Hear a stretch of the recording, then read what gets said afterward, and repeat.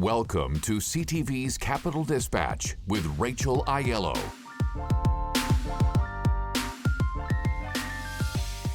Hey, welcome to this week's Dispatch. So it was a short week on the Hill and a bit of a strange one. So I'm really just going to focus in off the top here on one main thing that happened on the Hill this week to have a bit more time to kind of break it down for you.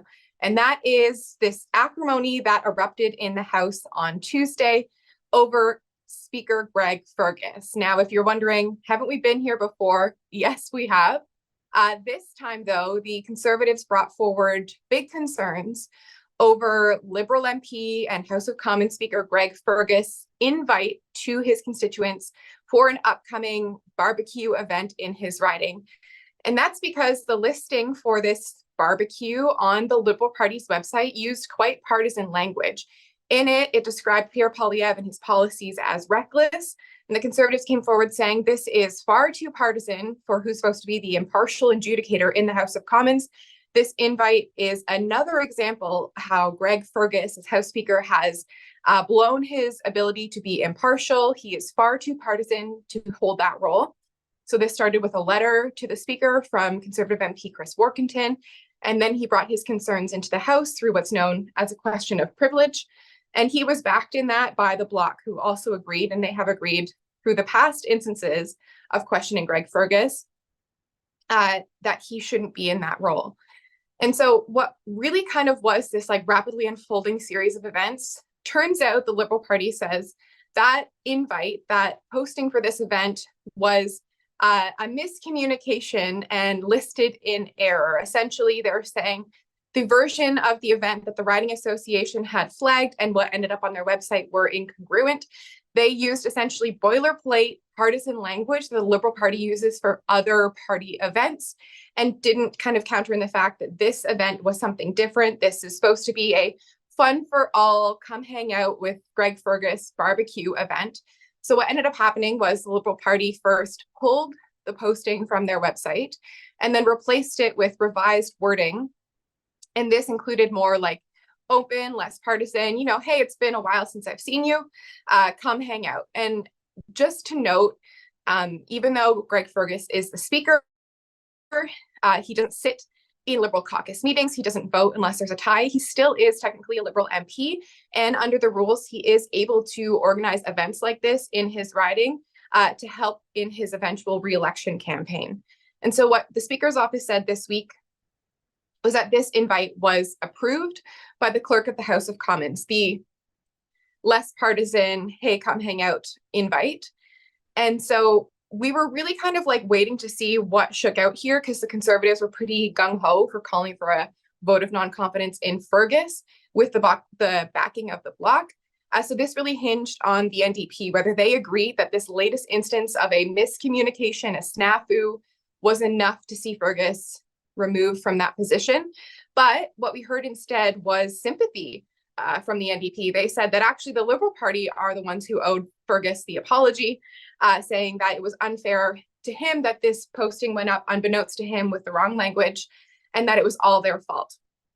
So that kind of push from the other parties to see some sort of non-confidence vote kind of fizzled out. The Liberal Party National Director actually issued an apology to Fergus, saying that the party took full responsibility for this, made it clear that Greg Fergus in his partial role was not aware of this hyper-partisan calling Poilievre reckless version of the invite.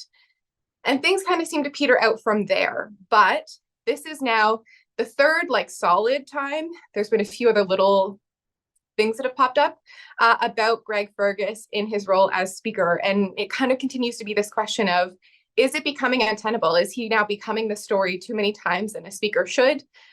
Or is this all a bit pushing too hard from the Conservatives against who is Canada's first Black House of Commons Speaker? I just think it's been a really fascinating thing to watch because this is the first time we've really seen this much acrimony over a Speaker role. Obviously, all coming on the heels of that Anthony Rota invite to a Nazi Waffen soldier in Zelensky's House address. So it's just been an interesting time to watch. It's supposed to be like tradition in the House and decorum and things like that. So that's what I wanted to focus on for what happened on the Hill this week. And we'll see in the weeks ahead as that push to the end kind of continues if there are other issues or how this all shakes out, if Fergus is able to kind of brush this off and get back to being the referee in the House. Mr. Speaker, the Conservative leader is wearing more makeup than I am today. Now, I think it's wonderful. I'm going to ask colleagues.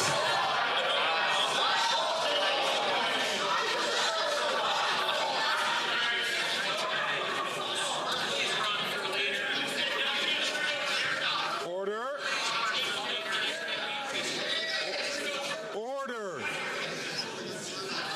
I'm going to ask the Honourable Deputy Prime Minister and Minister of Finance to withdraw that comment. We don't comment on the appearances of members. The Honourable Deputy Prime Minister and the Minister of Finance.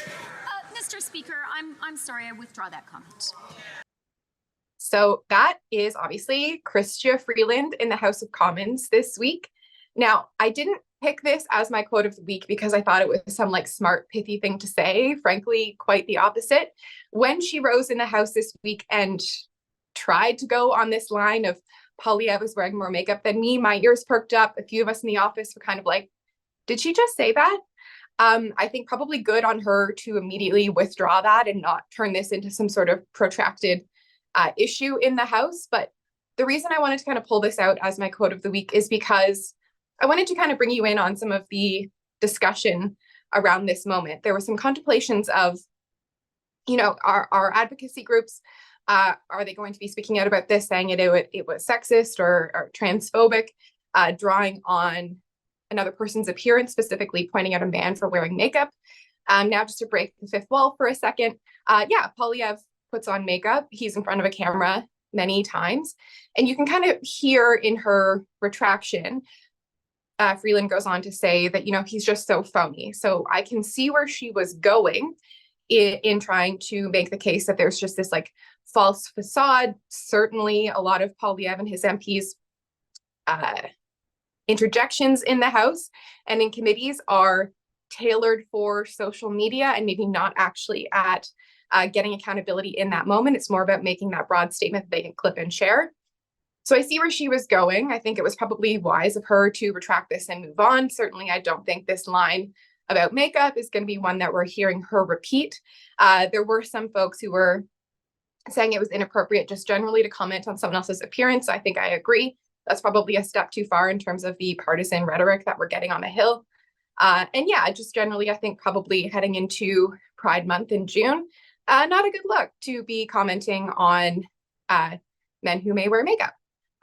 Although I'm sure that was an argument that didn't really get across when they were testing lines for this week's question period. So anyways, just kind of wanted to mark this as a like, this is where we're at, question mark. And noting that there was definitely some deliberations here on the Hill amongst those covering it, being like, what do we make of this? Anyways, that's where we're at.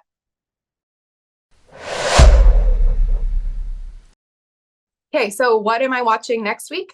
Well, MPs are back at it as this rush to the end continues. 2 bills to keep an eye on next week. First, pharmacare. This is that first phase bill that's supposed to bring in coverage for diabetes medication and contraceptives. This week, the Liberals teamed up with the NDP to put this essentially fast track motion on it. So what we've seen over Thursday and Friday are 2 protracted, very long sittings with multiple experts before committee testifying about the bill. That's because they've been given this really prescriptive tight timeline to go through the bill. It's not a long one, make any sort of amendments, clause by clause stage, to hear from all the experts in a short amount of time. What we're looking at next week is probably maybe a few more days of deliberation before it would be up for that final vote in the House passing into the Senate. So I'll be watching that. We're hearing some advocates and people concerned about, 1, the rapid pace in which the government is moving this through, but 2, if that's going to allow for some of the more important amendments that they think need to be made on such a historic piece of legislation. So we'll see how that shakes out. And then there's also going to be debate, the first round of debate on the government's new foreign interference legislation next week. That's happening on Wednesday.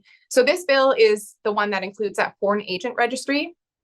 So I'm really going to be watching to see in this first portion of debate. That first time it's raised in the House is really where you get to see where the other parties stand. So I'll be keeping an ear on that to hear. This is something that all opposition parties have been pushing the government to do, this foreign agent registry. Now, there are other criminal code and other CSIS powers included in this bill. So I'm just kind of curious if this is going to be one that they could get a bit of collegiality around, a bit of all party support to see it passed quickly, or if there's going to be concerns raised and kind of nitpicking at something that all the parties had an idea about how it should work. So debate on that foreign interference bill is coming next week, and we'll see kind of how that shakes out. There's a few other bills still trying to push through, and I'll keep tabs on those in the weeks ahead, but we're coming up to a time where MPs are going to be on basically a 2-month break or riding time. They're just spending their summers in the barbecue circuit. So the push is really on for the government to prioritize what they need to get through. And we'll see if, based on this first bit of debate, they are able to see this foreign interference bill move quickly, or if it's going to be one we're still talking about in the fall.